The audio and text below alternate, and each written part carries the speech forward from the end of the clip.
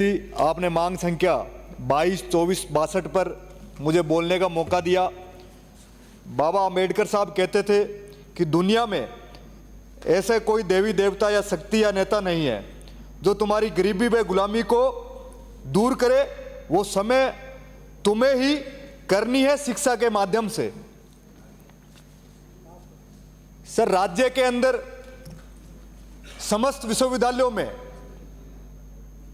कुलपति का नाम कुलगुरु कर दिया गया, हमें स्वागत योग्य है। लेकिन वहां पर कुलगुरु जो बैठे हैं यूपी और बिहार से, दूसरे राज्यों से आकर बैठे हैं। निवेदन है कि वहां वो शिक्षाविद बैठे जो राजस्थान के हो, राजस्थान में पढ़े हुए हो, ताकि उस शिक्षा को ऊंचाई पर हम लेके जा सके। उस शिक्षा नौजवान के भविष्य का सवाल होता है। राजस्थान के अंदर प्राइवेट संस्थान है, विश्वविद्यालय है, बीपीएड, बीएड, बीएसटीसी के नाम पर खुलेआम लूट मचाने का काम राज्य के अंदर करते हैं। आम गरीब मध्यम परिवार के बच्चे वहां पर पढ़ते हैं और जब वो एग्जाम देने के लिए जाते हैं तो अनेक प्रकार के एडिशनल चार्ज उन पर लगाकर उनसे फीस वसूली के नाम पर 20,000, 30,000, 50,000 रुपए वसूले जाते हैं।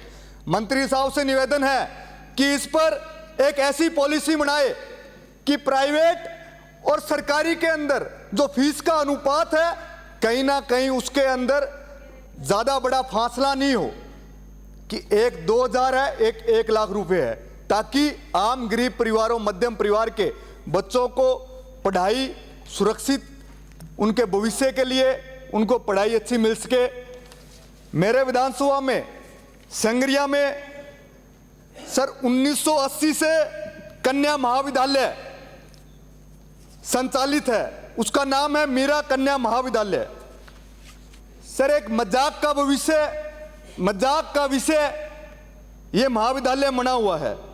इसमें खेल मैदान भी है, समाज कल्याण के द्वारा 100 कमरों का हॉस्टल भी है, 8 बीघा कृषि भूमि भी इसके नाम है। इस महाविद्यालय का सरकारीकरण दिनांक 31/8/2013 को हुआ। इसी क्रम में 2/10/13 को राजकीय प्राचार्य की नियुक्ति भी कर दी गई, लेकिन भाजपा की सरकार के द्वारा 26/9/2014 को डी नोटिफाइड इसको कर दिया गया।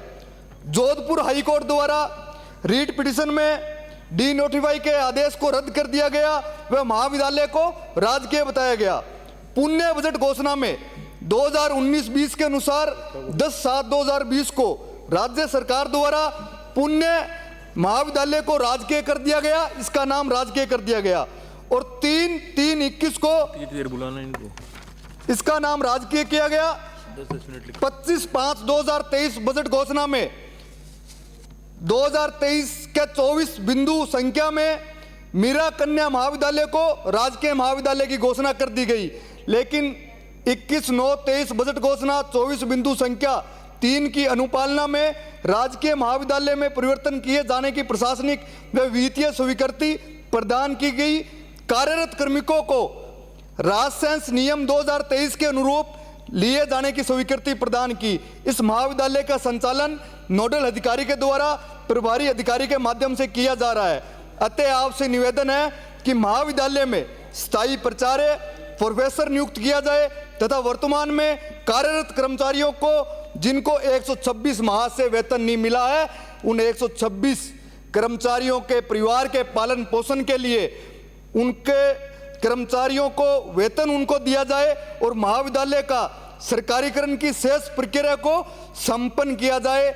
1980 से इस महिला कन्या महाविद्यालय का एक संगरिया के अंदर मजाक के रूप में एक आपको उदाहरण मैं पेश कर रहा हूं। मंत्री साहब, इसको आप जल्द से जल्द इसकी सरकारी प्रक्रिया इसकी पूरी करवाएं। सर, ITI 2 ITI संगरिया विधानसभा में दीनगढ़ व सूरवाला में है। यहां पर स्थायी अनुदेशक नहीं है, इनका सारा कार्य गेस्ट फैकल्टी के माध्यम से किया जाता है। हर वर्ष गेस्ट फैकल्टी को 1-2 माह से हटाकर पुण्य रख लिया जाता है।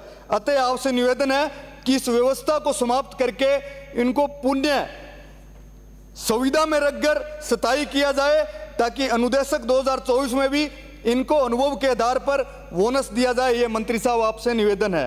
संगरिया विधानसभा के गांव साबुआना में संस्कृत महाविद्यालय की घोषणा हुई 2013 के अंदर।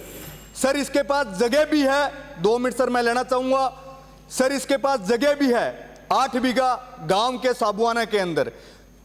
4 बीघा पर न्यायालय द्वारा फैसला चल रहा है, 3 बीघा भूमि खाली पड़ी है। कलेक्टर साहब को बार बार अवगत करवा दिया गया है, फिर भी इस महाविद्यालय को चालू करवाने की एनओसी नहीं दी जा रही। अतः आपसे निवेदन है कि इस महाविद्यालय को चालू करवाने का काम करें।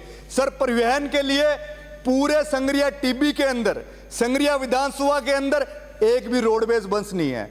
हम सरकार चलाते हैं, रोडवेज के द्वारा महिलाओं को बोनस मिलता है, वहां आने जाने के लिए ग्राम के अंदर शहर के लिए सुविधाएं होती है, लेकिन एक भी रोडवेज की व्यवस्था संगरिया विधानसभा में नहीं होना कहीं ना कहीं ये सरकार के प्रति एक सवालिया निशान खड़ा करता है। आपने मंत्री साहब से निवेदन करूंगा कि जो बसें दी है उनमें से 2-4 बसें आप संगरिया और टीबी के माध्यम से भी जोड़ने का काम करें। और सर आप खुद छात्र संघ के माध्यम से आए हो, हम सब लोग छात्र संघ से यहाँ पर पहुंचे हैं। जिस प्रकार से राजस्थान विश्वविद्यालय, अन्य विश्वविद्यालयों में पुलिस के द्वारा लाठीचार्ज किया गया छात्रों पर, छात्र नेताओं पर, हम उसकी निंदा करते हैं। आपको चुनाव करवाने को लेकर इस पर जल्द से जल्द आपको फैसला लेना चाहिए, ताकि छात्रों पर मुकदमे नहीं लगे। जो छात्र इसके लिए लगातार छात्र नेता अपने विश्वविद्यालय और महाविद्यालय और अपने जिलों में संघर्ष कर रहे हैं। अतः राजनीति की प्रथम सीढ़ी छात्र संघ है, तो हम सब आप लोगों से निवेदन करते हैं कि सरकार आपकी आ गई है और छात्र संघ चुनाव अब करवाने को आपसे हम सब लोग निवेदन करते हैं। धन्यवाद।